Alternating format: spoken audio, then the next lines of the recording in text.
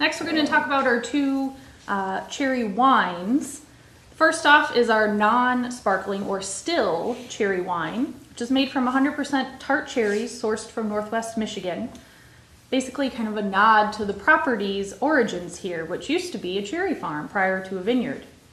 And of course, a nod to our region's fame for growing tart cherries. It of course tastes like cherries. It's made from 100% cherry fruit with hints of baked goods like banana bread. Pair it with chocolates or serve with a pork glazed in cherry wine sauce. Sounds good. Here we're dropping down somewhat with the sugar. It's not nearly as sweet as the other two. It's real easy to make a cherry wine that is too sweet, that is too reminiscent of Vic's Formula 44, and we don't want that.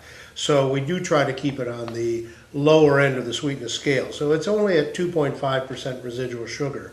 The acid is 8.3 grams. Tart cherries have a lot of acid, which is generally what makes them tart, as opposed to the sweet cherries that we like to eat on the roadside stands. And the alcohol, 12.5%. And that is how I distinguish our cherry wine from the many neighbors' cherry wines, is that it tastes like a tart cherry. I personally suggest that as much as I would drink a wine like this, I would cook with it. And I'm quick to suggest that a great number of recipes do well with the substituting of water for a non-grape wine such as this. And last up is, of course, our sparkling cherry wine, which again is a sweet sparkling wine made from 100% Northwest Michigan cherries. And Bill says this one the best. We'll let you kind of give your spiel about this one first. Go ahead.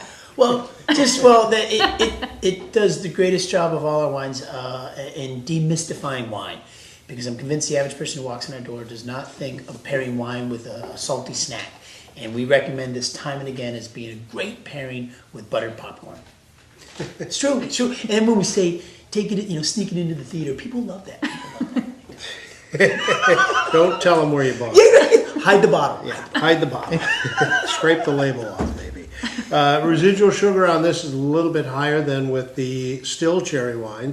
Carbon dioxide, the bubbles, is a mild acid, and so it can, in order to keep its balance, take a little bit more sweetness. The residual sugar here is 4%. The acid here, because of that carbon dioxide measured as an acid, is quite a bit higher. It's 11.8%, and the alcohol comes in at 12.2%.